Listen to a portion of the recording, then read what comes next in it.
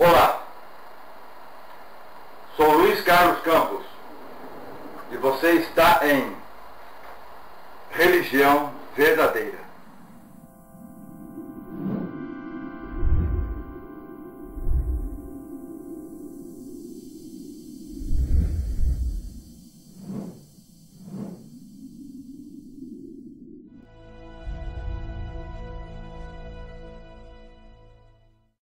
Olá, seja bem-vindo.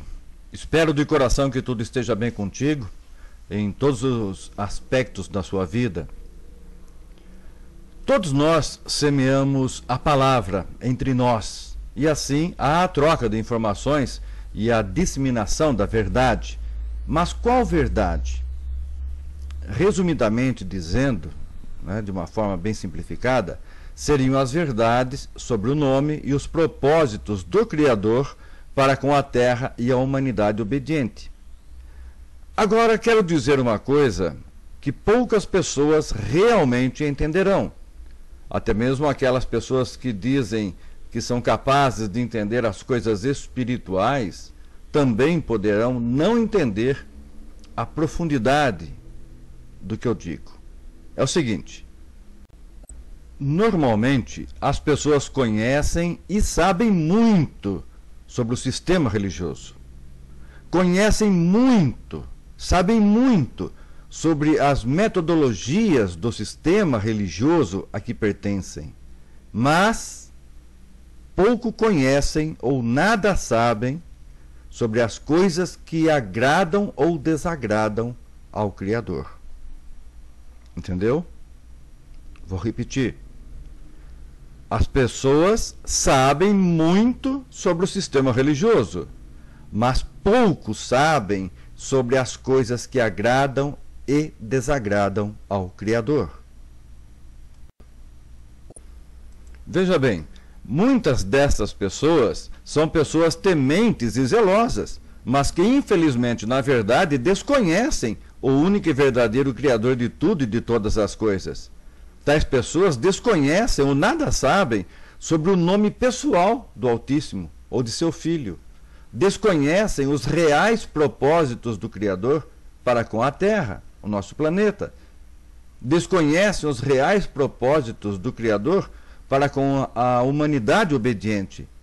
Desconhecem os reais ensinamentos ensinados e deixados para nós pelo Messias, pelo nosso Salvador. Eu posso dizer isso pela minha experiência e vivência. E quem já viu meu primeiro vídeo e outros vídeos, ou ainda minhas outras postagens no site e no blog, então já conhecem a minha história como ministro religioso, como missionário, ativista em quase 20 denominações religiosas, etc, etc, etc. E não vou falar nisso aqui outra vez, pois além de me dar uma certa raiva, sinto-me envergonhado por ter feito parte desse antro, esse antro vil de perdição. Posso dizer que as pessoas conhecem muito e sabem muito sobre o sistema religioso e que desconhecem na realidade o Altíssimo e os seus propósitos, simplesmente pelo fato de que tudo que as pessoas sabem, conhecem e praticam, lhes foi ensinado. Elas aprenderam dentro dessas denominações religiosas que estão vinculadas a esse sistema religioso que aí está. O problema é que os que compõem esse sistema religioso, infelizmente, têm passado informações e dado instruções que não estão em harmonia com as Escrituras. As pessoas têm aprendido sobre coisas que estão em harmonia ou em sintonia com a vontade, com os desejos e com os anseios dos homens. Homens mesquinhos, egoístas, avarentos e manipuladores. Manipuladores até mesmo do livro Bíblia. Esses impostores manipularam as Escrituras e continuam a fazer até hoje. Colocaram a palavra inferno onde não existe, só para reforçarem seus ensinamentos e colocar medo nas pessoas, para que elas não saiam de seus templos de pedra. Eles te dizem e te ensinam que todas as religiões são boas, que todas são apenas caminhos diferentes que levam ao mesmo lugar ou ao mesmo Deus. E levam mesmo. Basta sabermos agora que lugar e que Deus é esse, não é mesmo?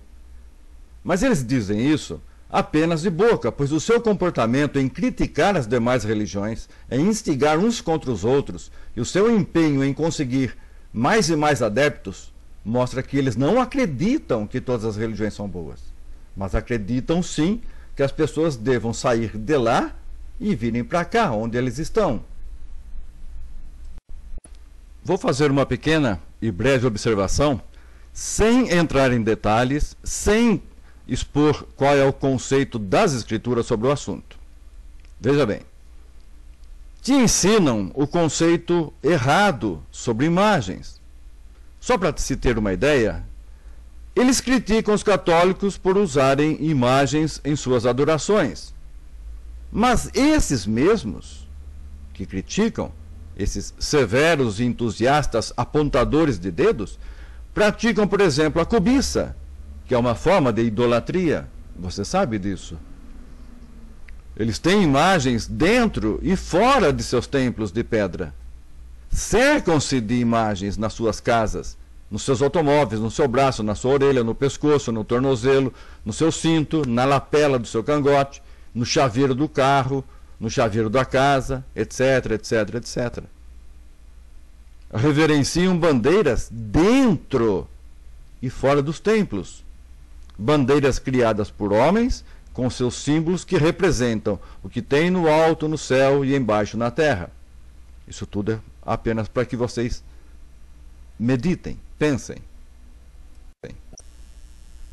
Outra coisa, falam de amor ao próximo. Mas se matam nas guerras, nos conflitos nacionais e até nos conflitos religiosos. Dizem, é ordem de Deus. Temos de obedecer às autoridades devidamente constituídas. Por isso nós vamos à guerra, vamos aos conflitos, pegamos em armas e nos matamos. Mas eles se esquecem da ordem do Altíssimo. Não matarás. Esquecem, por exemplo, que o apóstolo Pedro nos ensinou o princípio correto. Como agir ou reagir quando uma ordem dos homens entra em contraste com a ordem do Altíssimo. Quando questionado, Pedro disse o seguinte: temos de obedecer a Deus antes que aos homens. Isso sem falar que eles não abordam nas missas católicas, nem nos cultos evangélicos e protestantes, que no fundo são exatamente a mesma coisa.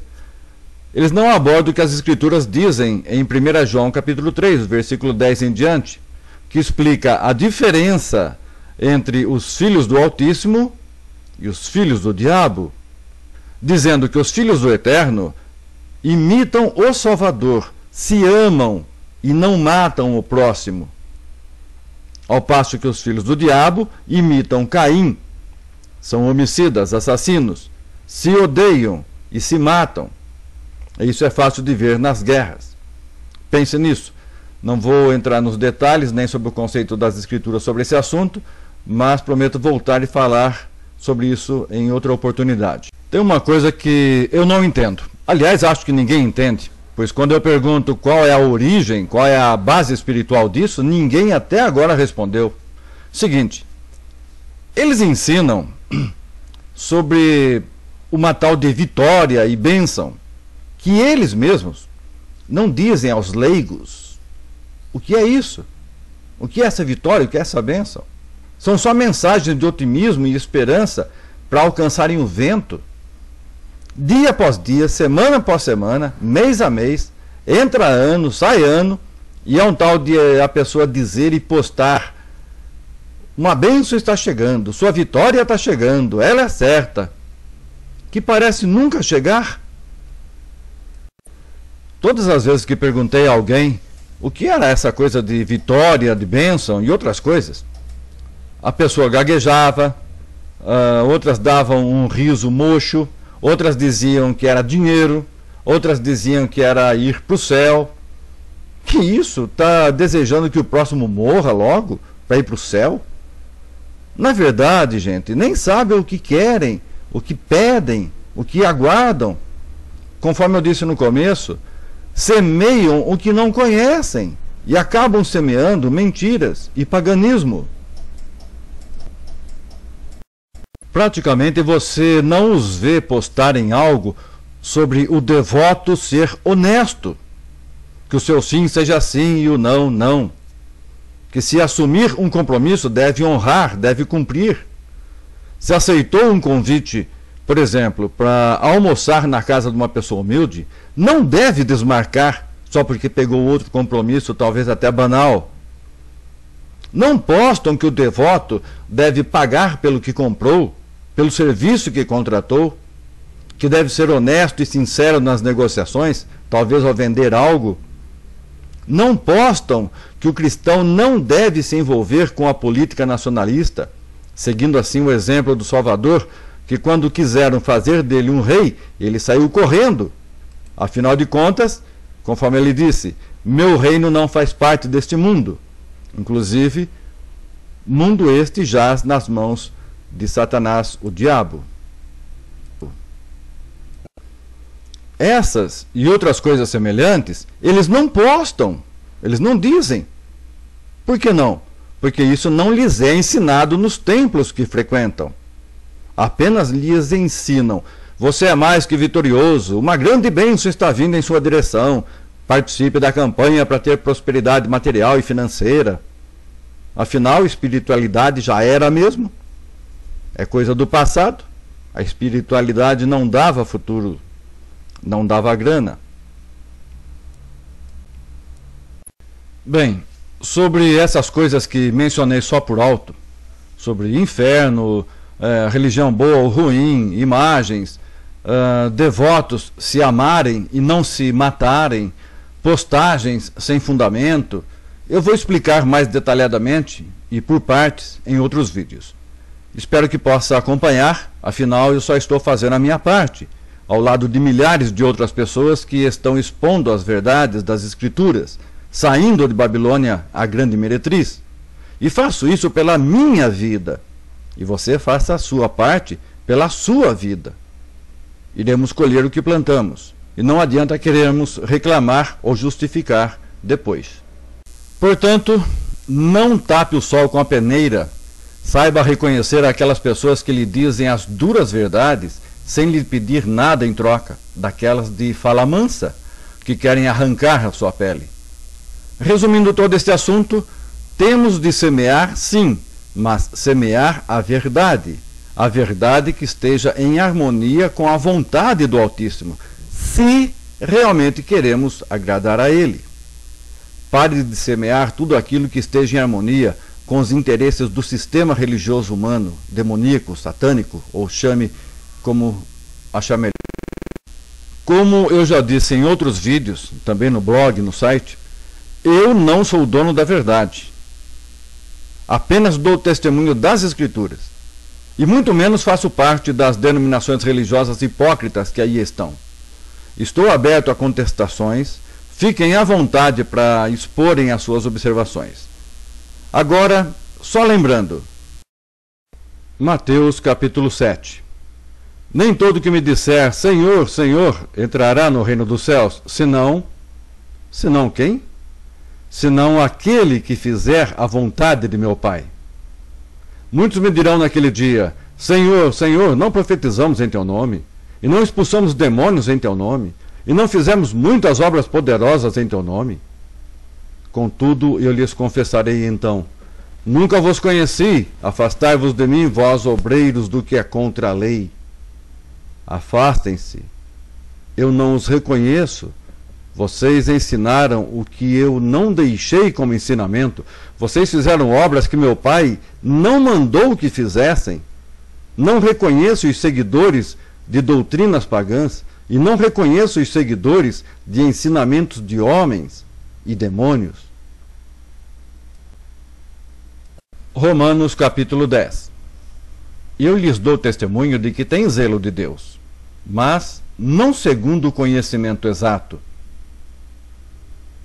João capítulo 7. Se alguém tiver sede, venha a mim e beba. Quem depositar fé em mim, aquele que crer em mim, Assim como disse a Escritura, do seu mais íntimo manarão correntes de água viva. Estes que bebem a água viva do Salvador, ou seja, obtêm conhecimento exato e verdadeiro e praticam seus ensinamentos, estes que não se poluem com os ensinos e os ensinadores falsos, estes plantarão sementes verdadeiras. Destes sairá abundante água viva. Para encerrar, João capítulo 17. Isto significa vida eterna. O que significa vida eterna? Que absorvam, que obtenham conhecimento de ti, o único Deus verdadeiro, o Criador, o Altíssimo, e daquele que enviaste, o Messias, o Salvador. Muito obrigado por estar aqui. Até a próxima.